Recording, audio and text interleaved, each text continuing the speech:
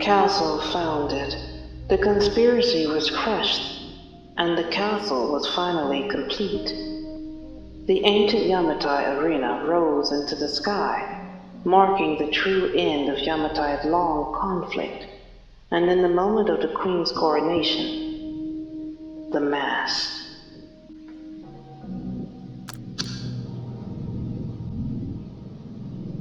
When the sundial in the arena pointed to daytime, the night was pulled inside, and morning light took its place in the skies over Yamatai.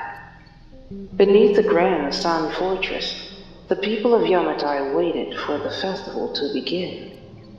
The sound of ceremonial bells marked the start of the rite, and the sun's golden light turned the stone steps of the Castle of the Sun into a glowing crimson carpet. In front of the Sun Fortress, crowds of people gathered from all over Yamatai. They looked up in eager anticipation, hands pressed together in prayer, hoping that the queen they had all chosen would bring an end to the endless wars. They say today's grand ceremony is Lady Himiko's way of ending the war. We can finally live in peace, no more hiding. We'll be able to sleep through the night again. No more worrying about soldiers ruining our fields. We'll have enough to eat. The head priest led the shrine's priests and maidens and stepped forward to face the crowd. Look at that priest. His hair and beard are so long. He must be ancient. They say he was once Lady Himiko's teacher. That's incredible. The gods will crown the one who ends the war and name them the ruler of Yamatai. Dressed in full regalia, Himiko stood before the Sun Fortress, watching the ritual circle. She raised her hands and spoke to everyone. From this day forward, the endless war will be no more. The sacred bells fell silent. Everyone held their breath. Above them, the dueling arena began to shake. A loud rumble echoed across the sky. Chains clattered, and a flood of battle cries poured down from the heavens. Some people panicked. Himiko walked barefoot toward the Sun Fortress. Clutching the chrono jade, she opened a protective barrier to shield the people from the arena above. The sun and moon, once fused with the arena, would now fade into the past. From this moment on, they would be replaced by Himiko's own sun and moon. As Himiko spun the wheel of time again, the head priest's words from the night before echoed in her ears. His gentle eyes were full of encouragement. Go, follow your heart. Himiko looked down at her clenched hand. Within her soul, the reflection of herself in the mirror appeared once more. Just hold on to what truly matters. The shattered outline of the masked warrior appeared in the mirror again. Himiko activated the ritual circle. Endless golden light swirled across the sundial on the ground. From the Sun Fortress, the golden light spread throughout the mountain city. The arena began to shake again, and with it came the sound of iron gates breaking.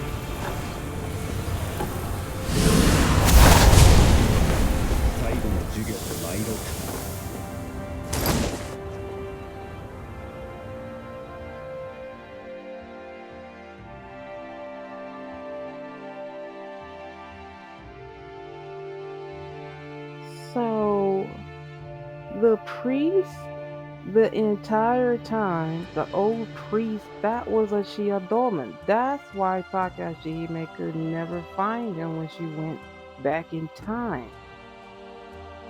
He was under her nose the entire time. Today is the day the endless war in Yamatai comes to an end. The arena grew brighter and brighter as the sun and moon shone together over Yamatai. The colossal arena that had hovered in the sky for so long finally began to move. It slowly descended, falling toward the land of Yamatai. At first, it cast no shadow. Then a small patch of darkness appeared before the Sun Fortress. As the arena lowered, its shadow spread, ready to engulf all of Yamatai. The people looked up in confusion, but soon began to believe this was part of Lady Himiko's ritual to end the war. Is this how the war ends? We did it! The war is finally over! Long live Her Majesty! Long live Lady Himiko! Just as the arena neared the Sun Fortress, it suddenly stopped in mid-air and erupted in blinding light. Its shadow began to boil, and strange, sticky tendrils of darkness burst into the air. A magic circle appeared silently. Inside it, she saw an unnatural darkness, like a god hidden within the arena. The shadows twisted and writhed. Then countless tendrils began crawling toward Himiko. They slithered along the ground, reaching for the sunstone in Himiko's hand. Beneath her feet, the power flowing through the arena's control array began to reverse. She read the runes etched below her. She was standing at the very heart of the circle. Those runes weren't meant to draw solar power or control the arena. They were designed to devour the sun Himiko carried within her. The sunstone in her hand seemed to be dissolving under the spell's influence. The circle pulled the shadows into the chrono jade, invaded the moonstone, and used its power to steal the energy of the sunstone.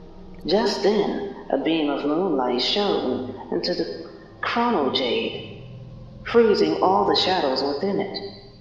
Himiko opened her palm, and to her surprise, she was holding a blue gem. Takashima's armor clinked behind her as the sunstone in her hand burst into golden flames. As the sun and moon shone together, the ground's enchantments spiraled into chaos. Shadows crawled toward Takashihime, then vanished with a wail. The remaining shadows fled back to their master, gathering around the long-bearded head priest.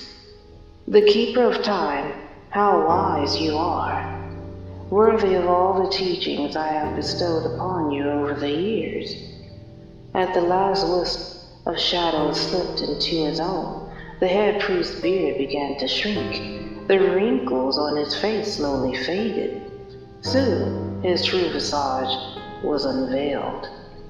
Ashia Dolan, now it's time for your final lesson. Behind them came a flood of soldiers, his followers, and also rebels unwilling to give up their power. The head priest looked at Takashihime with amused interest. I didn't know enough about Himiko's journey all these years. I don't know who you really are or where you came from, but you managed to master the power of the chrono jade. No wonder I didn't notice at the start of the ritual that what Himiko held wasn't the true sunstone. You had already planned to steal the sunstone's power. The moonstone was born from a paradox in time. From the moment it was forged, it vanished into the flow of time. Completing the sunstone through other means would allow access to the arena in the sky. But Himiko chose a different path. In that case, we can't allow the chrono jade to remain with her. The claim that opening the Yamatai arena would grant power turned out to be a lie. There was no divine power hidden inside. It was a seal, one that imprisoned Okuninushi and my brother, Tadano Masakado. My brother gave his body, soul, and the sacred blade, Fusuno Mitama, to fight Okuninushi in the arena for all eternity. Every 6 days and nights marked a cycle of karma. The calamity unleashed by Okuninushi was supposed to be burned away by fire. But my brother was missing a hand. He couldn't fully destroy the calamity in the god's blood, so the seeds of war scattered instead. The key to the arena is the chrono jade in my hand. You raised me because you couldn't control it yourself. You needed someone who could use it to open the arena for you. Everything you did was to release Okuninushi. How could you think that? You were my most promising student. At first, all I wanted was to teach you to control the Chrono Jade and open the ancient Yamatai arena. But you not only endured my lessons, you completed them flawlessly. Each time I taught you something, my heart filled with joy. You have rare gifts, a genius, just like me. It thrilled me. I've never had a student like you. Long ago, I decided that when Okuninushi returned, I will let you share in the shadow he would bring. Long ago, your brother defeated Okuninushi in the arena and forged his eyes into the Chrono Jade you now hold. Since you know the truth, you must have seen what's left of your brother. I tried to break the seal after Tadano Masakado died, but he had left one last surprise. As I lamented my failure, I found you, Himiko. Master, head priest, celebrated sorcerer of Yamatai. Who are you, really? Me? I am but a fragment, but in time, I shall become whole again. He looked at the moonstone in Himiko's hand. The moonstone in your hand was merely an empty shell when you left the shrine, but now it holds the power of the real moonstone. It seems the time paradox has already happened. The real moonstone has emerged from the endless, originless sea of time. Is this fate? No, I don't believe in fate. I just failed to see this coming. So be it. The shadowed kingdom has waited long enough. Okuninushi will lead it into this world. Anyone who stands in the way will be devoured by black shadows. The moonlight blade flared in Takashi Hime's hand, its edge gleaming with cold, silvery light. Ancient runes shimmered and flickered around the head priest. The shadow devoured the sea and the docks, climbing the cliffs like a monstrous mouth, ready to swallow all of Yamatai. She saw the head priest's smiling gaze.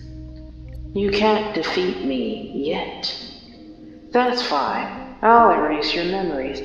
But you'll still get to share the glory of Okuninushi's kingdom. The people of Yamatai began to cry out. They panicked, thinking peace was near, but instead, a terrible calamity was falling upon them. Half the sky was now covered in darkness. The barrier she created was starting to crack. The seas of war looked ready to fall with a shadow unto the land. And with them would come even greater, more brutal war. I made a promise to guide time toward a moment of happiness. That's what the power of the Chrono Jade was meant for. But how can I stop the power of Okuninushi and the power of my master? She pushed herself to channel the Chrono Jade, but still felt a wall between her and the sunstone inside it. It was a problem she'd never solved since leaving the ancient Yamatai arena and now it was standing in the way of saving her people. There's always been something blocking me from the Sun Stone. How do I unlock its true power? Takashime used her moonlight to burn away all the shadows closing in. Lady Himiko kept trying to activate the Sunstone with her power, but Takashime could feel it wasn't the same power the Queen once had. What's missing? The giant maw of shadow was about to swallow the entire cliff. The trees atop the mountain city were already fading into darkness. Above them, sun and moon shone side by side.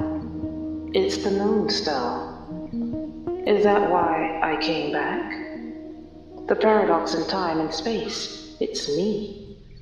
Lady Himiko once gave me the Moonstone. She once taught me everything I know. That's the paradox, and that's what gave birth to the Moonstone. The real Moonstone had always been inside her. She slashed through the shadows between the cliffs, slowed the tendrils, and returned to Himiko's side. The Moonstone inside your chronojade is just a shell. Even if I feel it with moonlight, it still isn't the real one. The true Moonstone is still inside me, a gem born from a paradox in time. Lady Himiko, the true power of the chronojade, comes from the sun and moon working together.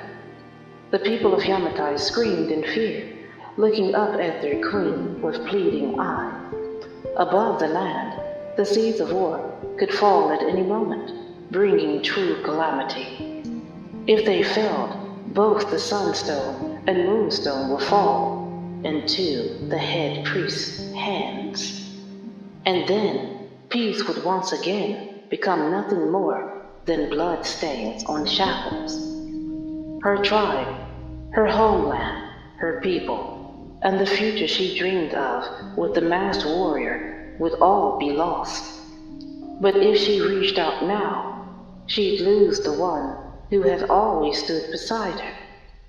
If you were born from a paradox in time, where will you go?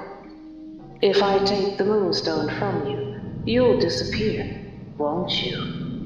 I'm only here because of the Moonstone's power. Will you return to where you belong? No, I don't know where I'll go. Without the Moonstone, she might become a drifter, trapped in time with no place to call home. In the sea of time, a moment might last forever or vanish in a blink. I'll keep watching you through all of time, watching over the castle of the sun under your rule. The castle of the sun. It was an impossible choice. What should she give up, and what should she protect? The silver mask still hid the warrior's eye, but Himiko felt as if she could see her unwavering gaze through it. Himiko took the Moonstone that Takashime offered and merged it into the chronojade. Time was made whole again. The sun and moon turned together, and in that moment everything became complete. Above them, the great sun and moon lit up the sky, turning the land into a realm of time. Himiko reached out, gently touched a faint, clear thread, snipped it, and tied a new knot. Everything paused. The arena rose back into the sky. The shadows faded.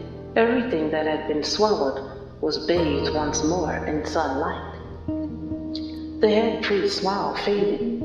He flipped open the book in his hand. Whispers that had echoed for 1,000 years poured out, twisting into frenzied specters. A river of blood flowed from the specters, spreading across the land as if it carried an endless calamity. The screaming specters swirled around Himiko and Takashime, trying to consume them whole. Himiko turned the chronojade once more. The specters began to show their true form, becoming drifting sheets of paper floating across the sky and earth. The book in the head priest's hands grew thinner. His face turned paler and paler. At last, the final specter shrieked and flew away. The illusion of calamity was gone. Knowing he had lost, the head priest slowly opened the book and stepped into its pages. Bathed in the light of the sun and moon, the book sank into the crowd's shadow. Himiko, wait!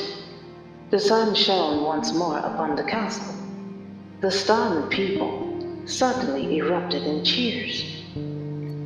In the distance, hidden in the shadows, the shattered fragments slowly came together to form a book. A single fragment of a soul rested quietly within its pages. He would fall into a deep sleep, waiting for the day someone awakened him again. Someone panicked. Someone picked up the book and tore out a page. Interesting. The torn page fluttered down to the ground. Himiko held the chrono jade in her hand, now a true divine artifact. The masked warrior stood, bathed in the last glimmer of moonlight, but Himiko could see that she didn't have much time left. She pressed the moonstone into the warrior's hands, trying with all her heart to return its power to her. But Takashime did not accept the gift again. She held the moonstone and simply looked at Himiko, calm and content. My mission is complete. You made the right choice. Yes, I made the right choice.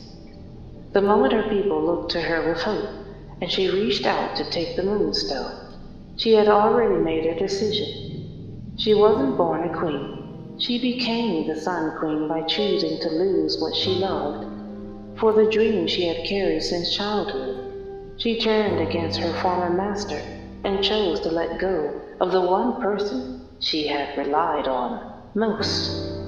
She would send her away into the unknown. She didn't know what kind of journey lay ahead, but still she reached out. This was the path she chose, the future she hoped for, the future they dreamed of together. If I can see everyone smile, then any pain is worth it. My only regret is that you can't return to where you came from. There's no need to regret anything. I'm glad you made this choice, since this is the last moment we have together. Let me see you become the Sun Queen with my own eyes. She reached out and tucked a morning flower into Himiko's hair. It was the castle of the sun's way of giving a blessing. She left the final trace of moonlight on the petals. She gave all her hopes for the future to Himiko, her teacher, her queen, her sister, her student, her closest kin. Lady Himiko, take this. Go and end this war once and for all. Go and become the true queen of the castle of the sun. She returned the moonstone that Himiko had once given her. The queen walked alone toward the sun fortress. Golden banners fluttered in the wind. She soared high into the sky and enveloped the ancient Yamatai arena with the full power of the chrono jade. The chrono jade turned into a crown that hovered above her head. The arena, a symbol of endless war, rose higher and higher into the sky. The sky rang with the sound of shattering crystal. A massive rift split open above, a tear in time created by the queen through the chrono jade. In the silver blue tides of time, countless chains of light pulled the ancient Yamatai arena away from the sky. Leave the skies of Yamatai behind. In that moment, she glimpsed a pair of golden eyes, the long-haired general of the wasteland about to vanish with the arena into time itself. Those eyes blinked once, then transformed into a dazzling butterfly. As ripples from the closing rift passed over the sun, she buried the arena in the deepest part of time, where it could never be found again. From that day on, the ancient Yamatai arena vanished from the sky. Only a radiant sun remained. It would set with the rising of the moon, arise again as the moon faded.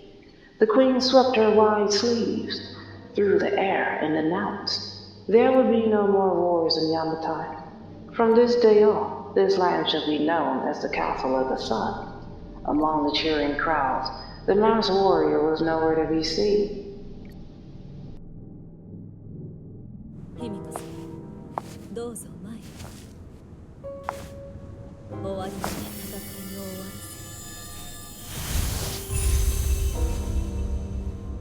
せ、日輪の城を滑る真の女王となられる。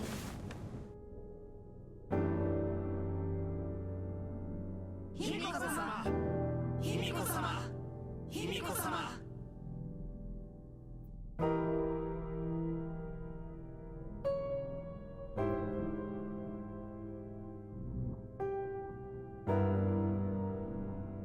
邪馬台国の空より去れ。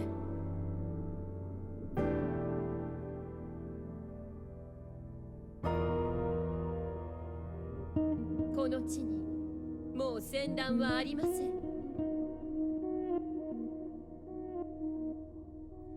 今よりここを日輪の城と名付けましょう。武者様、卑弥呼様、日輪の女王。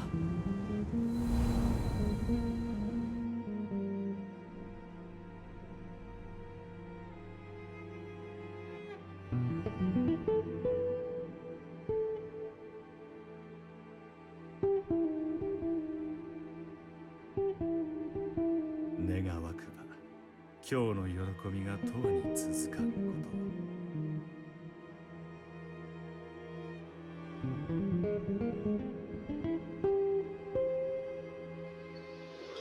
Years later, the name of the Sun Queen echoed across the Yamatai kingdom.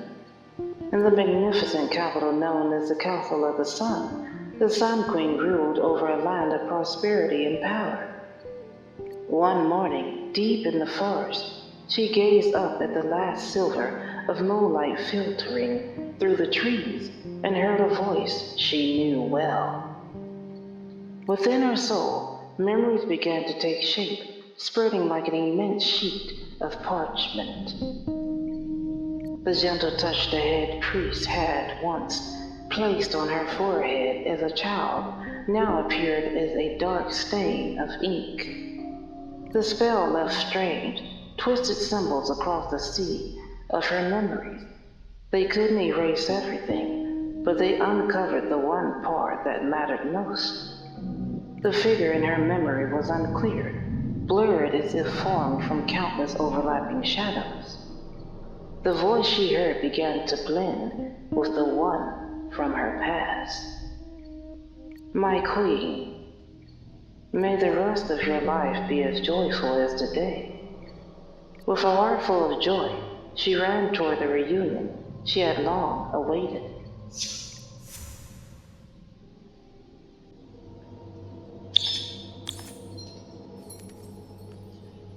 Sun crown. The sun does not light the world with blinding brightness. It brings warmth, giving life to the land. She brought peace and joy to her people. One by one, they abandoned the warlords who ruled by force and came to follow the holy maiden Himiko when she was finally to be crowned queen. The impoverished people of Yamatai gave everything they had to forge a radiant crown for her. They believed that only Lady Himiko was worthy of the sun crown.